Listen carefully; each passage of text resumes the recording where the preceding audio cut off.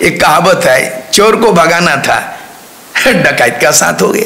तो सब चोर चोर मोसेरा भाई।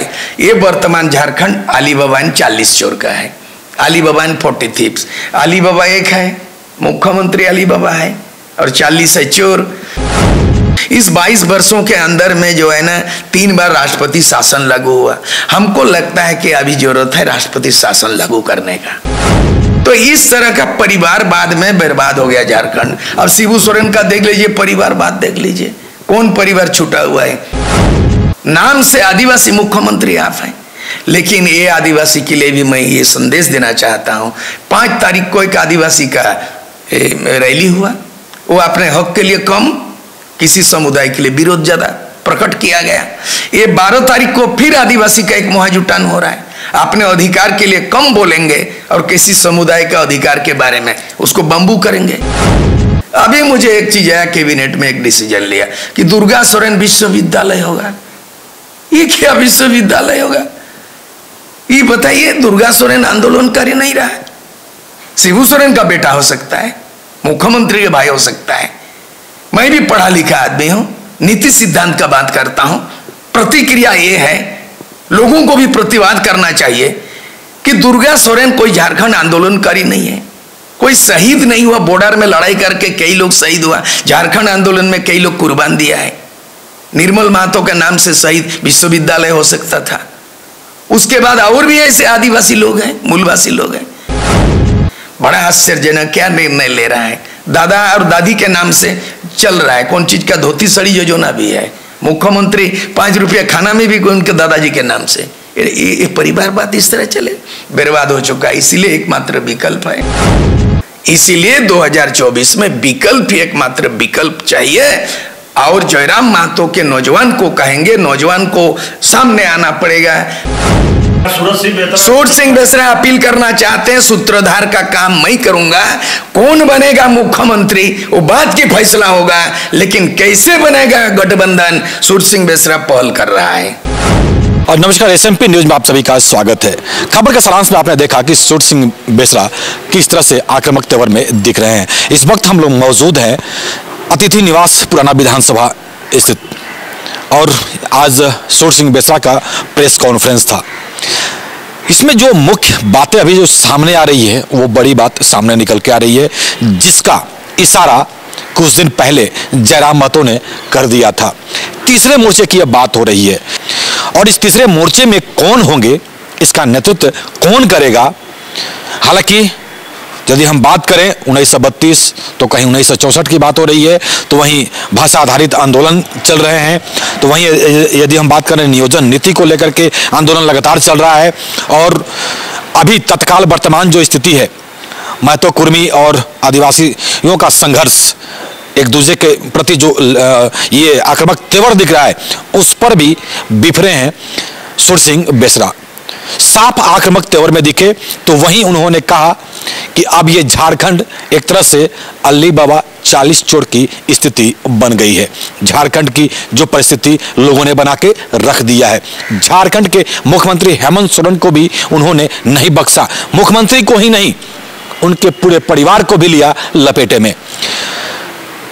लेकिन मुख्य बिंदु है जो है वो है जयराम महतो। ये हम क्यों कह रहे हैं और इसको लेकर क्या कुछ रणनीति तैयार की गई है सूरज सिंह बेसरा के द्वारा, आइए हम सुनते हैं उन्हीं से, और किस तरह आक्रामक तेवर में दिख रहे हैं।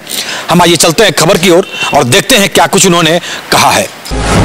आपका इस्तीफा मुझे याद है, लालू जी ने ललकारा था मेरी लाश पर झारखंड बनेगा, और मैं एक लौता आजसू का MLA, मैंने 1 साल 5 महीना के अंदर में विधानसभा से त्याग दे दिया। उस समय गुलाम सरवर स्पीकर हुआ करते थे, लालू यादव जी मुख्यमंत्री। आज वो दिन याद ताजा हो जाता है। विधायक था, इस्तीफा दिया। मुझे दुख लगता है कि 22 वर्ष में झारखंड का तस्वीर बदला नहीं, 22 वर्षों के अंदर में झारखंडियों का तकदीर बदला नहीं, यहाँ की व्यवस्था में कोई आमूलचूल परिवर्तन नहीं हो पाया। अब देखिए 22 वर्षों के अंदर में 11 बार सरकार बना, फिर भी हालत ज्यों का त्यों है। इस 22 वर्षों के अंदर में जो है ना 3 बार राष्ट्रपति शासन लागू हुआ। हमको लगता है कि अभी जरूरत है राष्ट्रपति शासन लागू करने का। 3 बार लागू हो चुका है। क्यों लागू होने का? कि कई ईडी और सीबीआई का मामला चल रहा है, पीआईएल केस भी माने अभी एक्शन में आ रहे हैं, ईडी आ रहे हैं, सीबीआई आ रहे हैं। जब तक हेमंत सोरेन सरकार में सत्ता में रहेंगे जांच को प्रभावित कर सकता है। इसलिए मेरे ओर से, हमारी ओर से ये मांग उठ रही है कि तत्काल झारखंड में अराजकता को देखते हुए, भ्रष्टाचार को देखते हुए जो स्थिति परिस्थितियां, नीति निर्धारण करने में सक्षम नहीं है, विधानसभा में कोई कार्यवाही नहीं होता, केवल हंगामा होता है, सड़क में संघर्ष होता है, हंगामा होता है, मतलब यहाँ विधि व्यवस्था ठीक नहीं है, चारों तरफ से भ्रष्टाचार ही भ्रष्टाचार। इन परिस्थितियों को देखते हुए पिछला 3 बार राष्ट्रपति शासन लागू हो चुका है झारखंड में।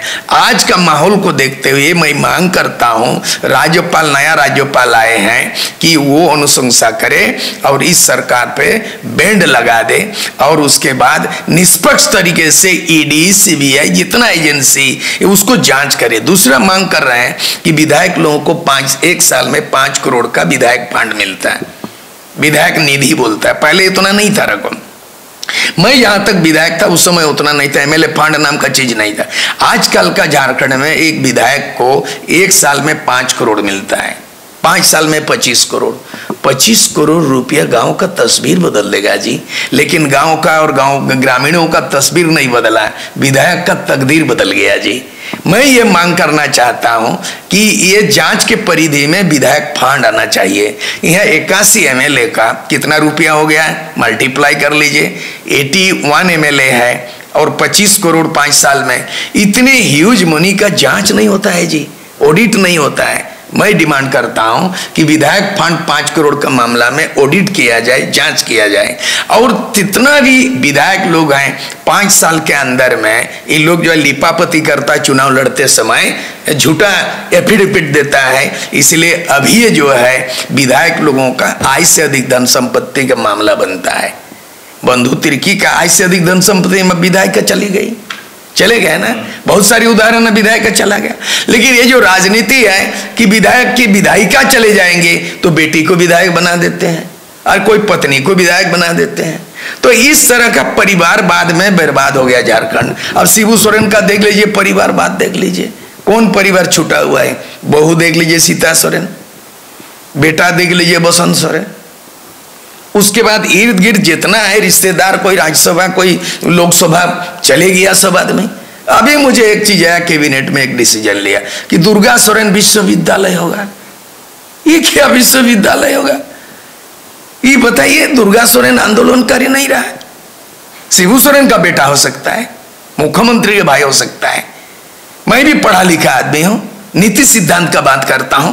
प्रतिक्रिया ये है, लोगों को भी प्रतिवाद करना चाहिए कि दुर्गा सोरेन कोई झारखंड आंदोलनकारी नहीं है, कोई शहीद नहीं हुआ, बॉर्डर में लड़ाई करके कई लोग शहीद हुआ, झारखंड आंदोलन में कई लोग कुर्बान दिया है।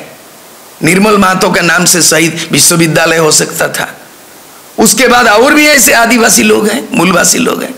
बड़ा आश्चर्यजनक क्या निर्णय ले रहा है, दादा और दादी के नाम से चल रहा है, कौन चीज का धोती सड़ी योजना भी है, मुख्यमंत्री 5 रुपया खाना में भी उनके दादाजी के नाम से। ये परिवार बात इस तरह चले, बर्बाद हो चुका है। इसलिए एकमात्र विकल्प है कि राज्य में राष्ट्रपति शासन लागू किया जाए और निष्पक्ष रूप से ईडी करे। मेरे जानकारी में झारखंड हाईकोर्ट में 500 से ज्यादा पीआईएल हुआ है, जनहित याचिका दायर किया गया।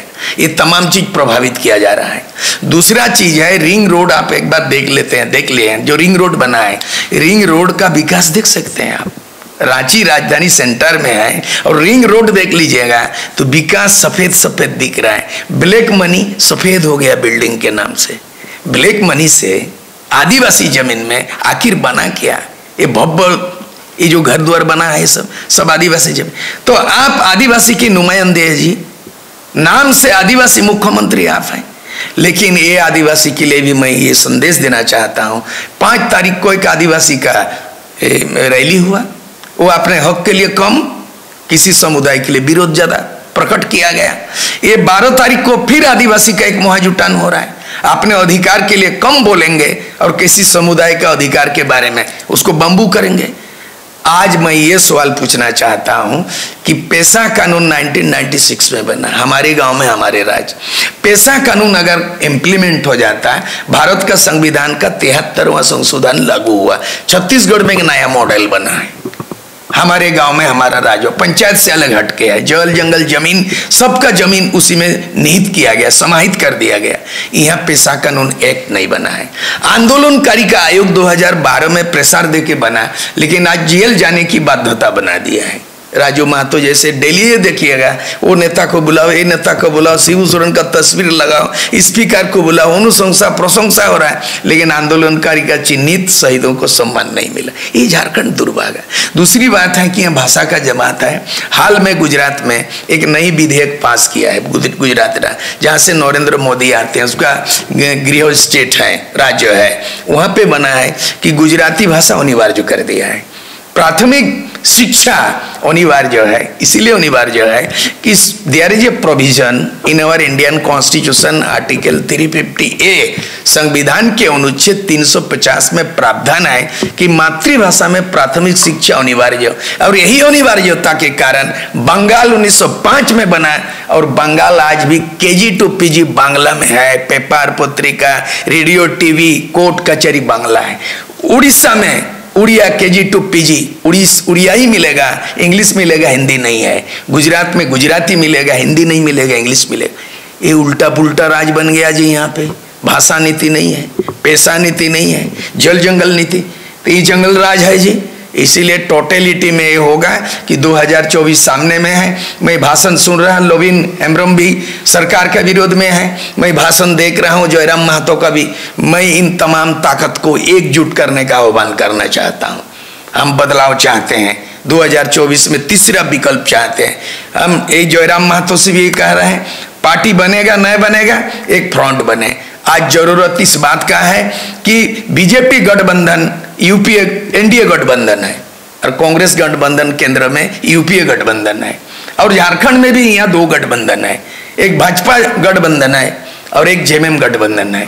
हम चाहते हैं तीसरा गठबंधन बने। ये अपील कर, बहुत बड़ा पॉलिटिकल इंपोर्टेंस है ये शब्दों में, क्योंकि वही ढाक के 3 पात। रामगढ़ में उपचुनाव हुआ, अब इतना गाली दिया लड़का लोग भी, सरकार को इतना गाली दिया, वो गाली को जनता समझ लिया और गाली दिया, इधर जनता हाथ ताली दिया, बदलाव हो गया। तो जिसको जो है चोर को हराना था, डकैत को चुन लिया। एक कहावत है, चोर को भगाना था, डकैत का साथ हो गया। तो सब चोर चोर मुसेरा भाई। ये वर्तमान झारखंड अली बाबा 40 चोर का है, अली बाबा 40 थीप्स। अली बाबा एक है, मुख्यमंत्री अली बाबा है, और 40 है चोर। मतलब 41 होने से सरकार बनता है। 81 में अगर साधारण मेजोरिटी बोला जाएगा, मैं आंकड़ा देखा हूं, 81 टोटल सीट है। सरकार बनाने के लिए 41 चाहिए। 1 को इधर कीजिए, 40 + 1 हो गया अली बाबा, अब 40 हो गया चोर। तो वर्तमान सरकार एक मुख्यमंत्री अली बाबा और 40 तो चोर। माफ कीजिएगा, विधायक भी बिकाऊ है, माफ कीजिएगा, नौकरशाह भ्रष्ट है। इसीलिए वर्तमान झारखंड बिकाऊ विधायकों के हाथ में और भ्रष्ट नौकरशाहों के हाथ में शासन प्रशासन कहां से बचेगा। इसीलिए 2024 में विकल्प, एकमात्र विकल्प चाहिए। और जयराम महतो के नौजवान को कहेंगे, नौजवान को सामने आना पड़ेगा। लोबिन हेम्ब्रम विरोध में, जेएमएम के विरोध है, जेएमएम के फोल्डर में है, सरकार के विरोध में है। मैं उनसे अपील करता हूं, अगर ये शक्ति एकजुट हो जाए और बाकी सरकार के विरोधी, तो लोबिन हेम्ब्रम का एक ग्रुप जितना भी आंदोलन कर रहे हैं मुद्दे आधारित, अच्छा है, मैं बधाई देता हूं। उससे हम खुश हैं कि मुद्दे उठा रहे हैं। जयराम महतो भी भ्रष्टाचार से लेके अत्याचार सब बखान कर रहे हैं, लोगों को कर। इन शक्ति को राजनीतिक ध्रुवीकरण करना पड़ेगा। और तीसरा मंच हम लोग बना रहे हैं, हम लोग बना चुके हैं। झारखंडी खतियानी मोर्चा बना लिया है हम लोग। हम अपील कर रहे हैं इसके बाद। नहीं, टकराने का बात नहीं है। जयराम को अगर ये जानकारी नहीं है तो पढ़ ले हो।